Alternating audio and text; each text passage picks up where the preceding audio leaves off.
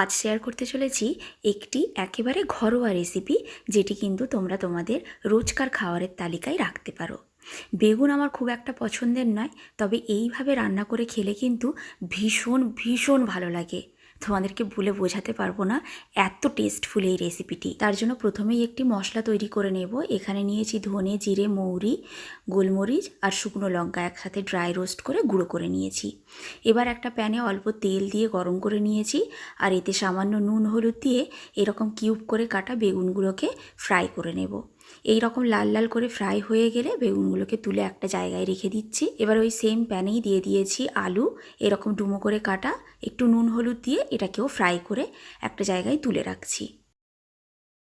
এবারে ওই সেম প্যানে বেশ কিছুটা তেল দিয়ে দিয়েছি। গরম হয়ে গেলে বেশ কিছুটা রসুন কুচি দিয়ে দিয়েছি। রসুনগুলোকে 2 মিনিট ফ্রাই করে দিয়ে দিয়েছি পেঁয়াজ কুচি।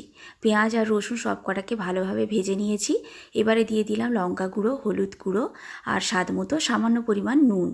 আর এখানে দিয়ে দিয়েছি অল্প একটু নুন হলুদ মাখিয়ে রাখা চিংড়ি মাছ। চিংড়ি মাছটা অপশনাল, তোমরা স্কিপও করতে পারো। চিংড়ি মাছটা 2 মিনিট ফ্রাই করে এখানে দিয়ে দিয়েছি টমেটো। আমার কাছে চেরি টমেটো ছিল, চেরি টমেটো দিয়েছি। তোমাদের কাছে এমনি নর্মাল টমেটো থাকলে সেটাও দিতে পারো। এবারে একটুখানি ফ্রাই করে ঢাকনা দিয়ে ঢেকে দিলাম টমেটোগুলো গলে যাওয়া অবধি। এই যে দেখো টমেটোগুলো গলে গেছে। এবারে একটু নেড়ে চেড়ে দিয়ে দিয়েছি ফ্রাই করে রাখা বেগুন আর আলু, আর দিয়ে দিলাম উপর থেকে সেই ভেজে রাখা মশলাটা।